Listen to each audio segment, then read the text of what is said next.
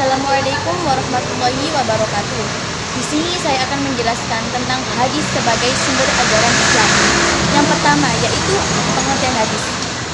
Hadis menurut bahasa yaitu al-hadis yang artinya sesuatu yang baru. Sedangkan secara istilah syar'i, hadis adalah segala perkataan, perbuatan, ketetapan atau persetujuan dari Nabi Muhammad SAW yang dijadikan sebagai ketetapan hukum dalam syariat agama Islam. Hadis sendiri dijadikan sebagai hukum syariat ajaran Islam di samping Al-Quran, ijma, qiyas, dan menjadi sumber hukum kedua setelah Al-Quran. Keberadaan hadis sendiri menjadi pelengkap dan menyempurnakan supaya umat tidak salah paham dalam memaknai setiap ayat atau ajaran agama. Saat umat mempertanyakan hal baru dan belum terdapat di Al-Quran serta hadis, maka diambil dari ijma, kemudian berlanjut dijelaskan dan diperkuat dengan adanya qiyas. Yang kedua yaitu ada fungsi hadis.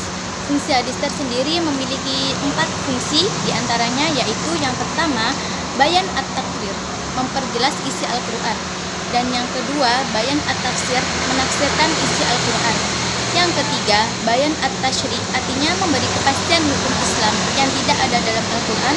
Dan yang keempat atau yang terakhir yaitu bayan nasakh, atau mengganti ketentuan terdahulu. Yang ketiga yaitu sejarah kodifikasi hadis. Pada masa Rasulullah, periwayatan hadis umumnya hanya dilakukan melalui hafalan dari suatu sahabat ke sahabat lain, bukan melalui tulisan.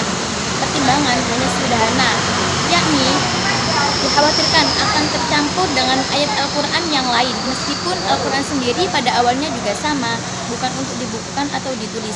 Tetapi secara tegas Rasulullah memberikan lampu hijau kepada para sahabat supaya mencatat Al-Quran dengan alat tulis. Selanjutnya yaitu ada macam-macam hadis. Hadis sendiri terbagi menjadi 3.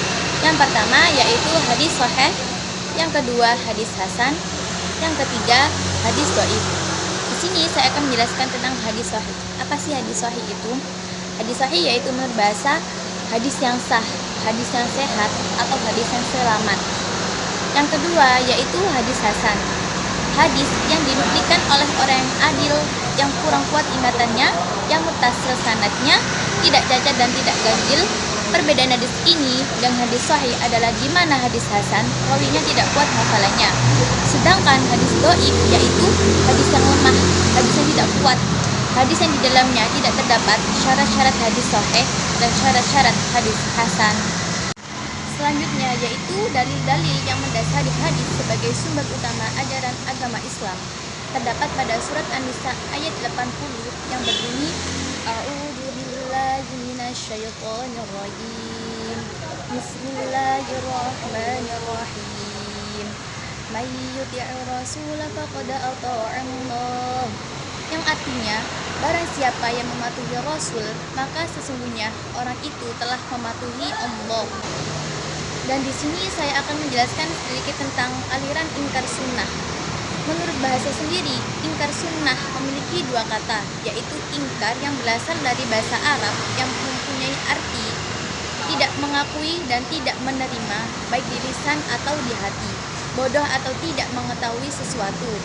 Dan bahwa ingkar sunnah atau hadis yaitu sekelompok umat Islam yang tidak mengakui atau menolak sunnah atau hadis sebagai salah satu sumber ajaran Islam.